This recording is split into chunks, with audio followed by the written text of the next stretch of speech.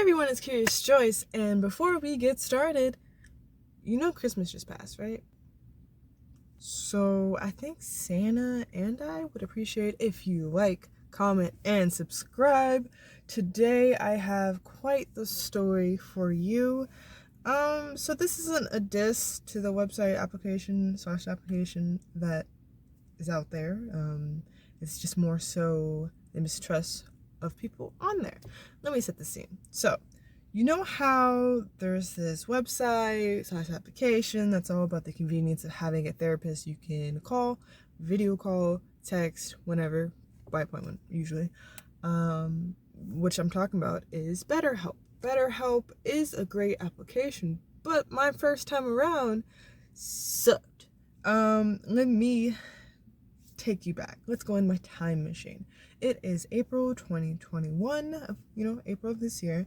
I have reached my emotional and physical and mental plateau, rock bottom, really, because I was stressed. I was stressed from work. I was stressed from home life, from losing 2 family members back to back within 2 weeks. It had been a hard year, and it all accumulated into what April was. I, at that point, had lost a lot of weight. My hair was falling out because of from stress, like all in the back stuff. It was a whole mess. And I wasn't my happiest. I was pretty much at my lowest, and to the point where I didn't like looking in the mirror because I didn't like what I saw. I was practically the way I was in high school. Now, no disrespect to the Jessica from high school. That was the way I was at the time, and that's how my body progressed at the time. But as a soon-to-be next year 27-year-old, being a high school weight wasn't my goal, and it didn't feel healthy and look healthy at the time. And so I was still carrying this, strong black woman trope where I can fix myself. I can help myself. I can lift myself up. No, I couldn't. I physically couldn't, and I emotionally couldn't. So I was like, okay, let me get help. That's when BetterHelp comes in. Now, mind you, I have had therapy before in college, but I took her too literal when she said, "You're too smart for therapy." And I'm like, okay, bet. So between after college and then, I hadn't had therapy ever since. So at this point, since I was at my lowest, I'm like, let me get a therapist. I had already tried, reaching out to therapist offices on my insurance, but nobody answered. Nobody got back to me.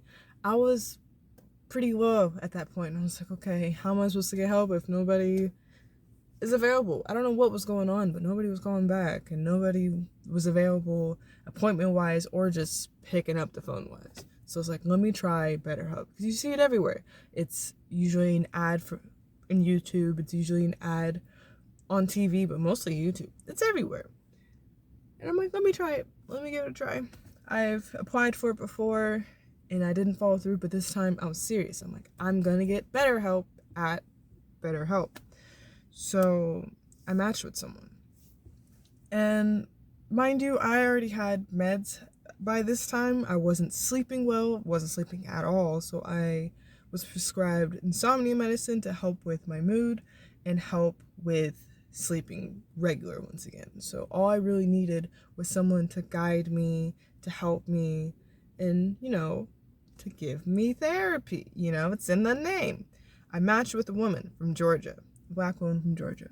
And so I'm excited. I'm like, I have family in Georgia, and this is an educated black woman. I'm excited.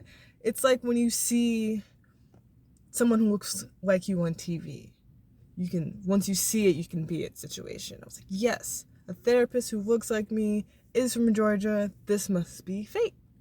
Well, I don't think it was God that sent her, or maybe he did as a test, but she didn't really like me from the jump. And I was vulnerable. I was honest. I told her about trauma from the past. I told her about trauma of that year.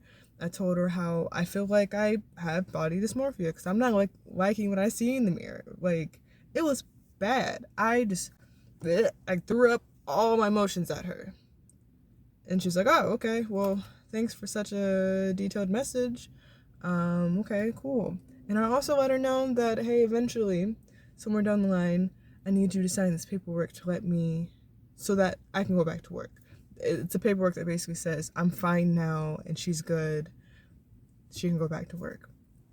And so we text and we text and we text, and she knows that. I've already told her since the beginning. And I'm like, okay, so can you sign the paperwork? No. She said no.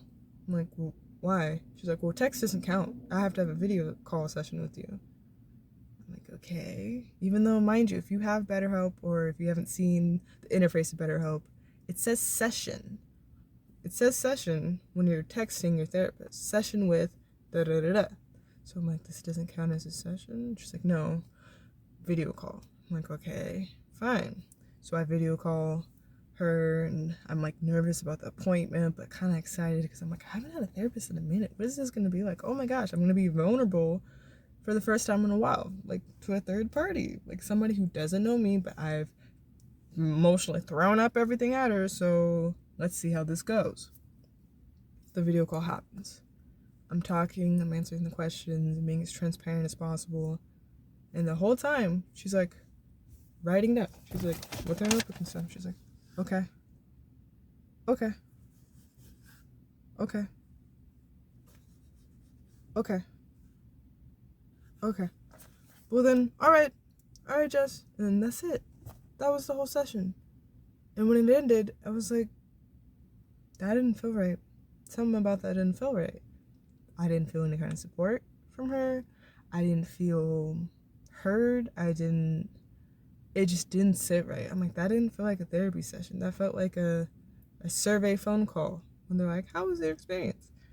Well, that experience was a 0. It was a complete 0. And something just was sitting in my gut, and I'm like, she's not going to sign the paper. She's not going to sign the paper. So, side note, I had been diagnosed with bipolar depression because of an event that happened in April. But once I talked to a psychiatrist about it, they're like, actually, you're not bipolar. That was just the stress of what was going on. And since you don't have a history of acting out a character, we don't think you're bipolar. I'm like, oh, okay. Originally, I was okay with being diagnosed as bipolar because I'm like, oh, finally, a name to how I'm feeling. But they're like, actually, no, that's not you, boo. That's not you. And I'm like, oh, okay. But since at the time with this therapist, I still had the diagnosis, and this was before I met my psychiatrist because it was a process to things. I was doing therapy first, and I was in the process of getting a psychiatrist. She wasn't cooperative at all. So when I finally had the video call, and I was like, okay, well, I've been out of work for like a month, and now 2 weeks, extra 2 weeks, because she led me to believe, oh, I'm going to sign this paperwork. Oh, actually, no, after the video call. So it was more and more time away from work. I was like, okay, she's really holding my fate in her hand. And so after the video call, and I asked about the paperwork, she's like, well, actually, no, I'm not going to sign the paperwork. You need to get this signed by a doctor or a psychiatrist. Because, as you mentioned, you're bipolar. And as you know, it's uncurable. When I read that sentence, uncurable, I was like, is she trying to hurt me? So many thoughts hit me at once. And at this time when I saw this message from her, I was about to get into the shower. So already, as I mentioned, I was emotionally and physically vulnerable. And now literally vulnerable because, I'm in my towel and I see this message. Uncurable. Why would a therapist tell me that? That I'm uncurable? Mind you, later I find out that I'm actually not bipolar, but still, I'm uncurable. So she says, you should get on medication. I'm sure your job would want you to be stable, and you need the medication to balance your moods. So not only is she saying I'm uncurable, but it made me feel like she was implying that I was crazy. It wasn't said, but it felt that way. And I'm like, but I'm already on medication. And at this point, I had started picking up better habits, doing yoga, listening to In Hindsight podcast, a spiritual podcast on Spotify. And he's also a YouTuber. So for her to say twice, no, I'm not sending you paperwork, but also, you're incurable, let someone else help you, and you need to be on meds. That broke me. Tried to reason with her and say, yes, I'm on meds. I have healthier habits now. It's been a month and 2 weeks. What else was I supposed to do? And she's like, nope, go to somebody else. And I'm like, but I'm paying for this. BetterHelp's not cheap. I'm paying for this for you to help me. And you said you were going to sign it. Like, I'm paying you. And she's like, well, go to somebody else. Go to a psychiatrist. Have them do it. So I changed therapists. I dropped her without saying anything. Just dropped her. I'm like, this is crazy. I can't believe the woman who went to school to be a therapist would treat me so badly. And it confused me because she had pretty good reviews on BetterHelp and other websites. So why was I being treated this way? Why did it seem like she didn't want anything to do with me? I even sent screenshots of the conversations between she and I to my friend, and because I needed outside validation. I'm like, am I crazy? Does this therapist even like me? And my friend's like, no, she doesn't even seem like she wants to deal with you. I'm like, oh, okay, cool. I mean, it was cool to get that validation, but also it sucked. It confirmed that this therapist didn't want to be bothered. So I dropped her. I matched with the new therapist from Maryland, and I told her what happened with the previous therapist and how at this point I'm at my last straw and I don't trust this app. I'm supposed to be able to get BetterHelp with BetterHelp, and I'm already feeling worse from the first therapist. So please, lady, be kind with my heart. And she was like, whoa. We'll see what we can do. Let's video call. And I'm like, okay, cool. We match, we talk. Already it's a better experience. It's a way better experience than the previous one.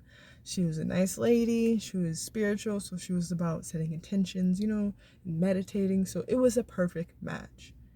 And she let me know that previous therapist wasn't supposed to lead me on like that because BetterHelp therapists can't sign paperwork.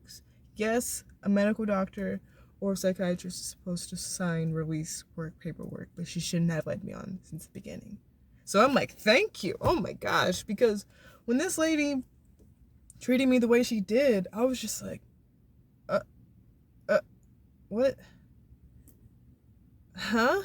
So, I don't know. So all of this to say, you can find BetterHelp on BetterHelp, but not all therapists are made the same, and not all therapists you're gonna get along with. Good thing you are able to change therapists. And I did give that lady a low score because she deserved it. And to quote from Hines in this episode, Balance, the dialogue you have with yourself is your responsibility. It's your own responsibility to give others instructions on how to love us and how to treat us, which I did with first and the second therapist. With the first one, she was like, meh. And the second one was like, I accept you for who you are. You are strong and resilient and capable. So, to end this story, you need to talk to yourself the way you want to be talked to. Love yourself correctly. Treat yourself great because you are your own best friend and you're the best project you will ever work on. And just know that not every professional is on your side. I learned that the hard way, and it is what it is. So that is my video, and that's my story, and I'm sticking to it. If you like this video, comment below if you had a situation like mine where the professional and you weren't vibing. It happens, unfortunately. So that is all for today. I try to make new videos every Friday. Today it just happens to be Sunday. It's been busy. Holidays is a hectic time. Let me know if you want more story times like this. I have plenty of stories. And as usual, stay curious, my friends.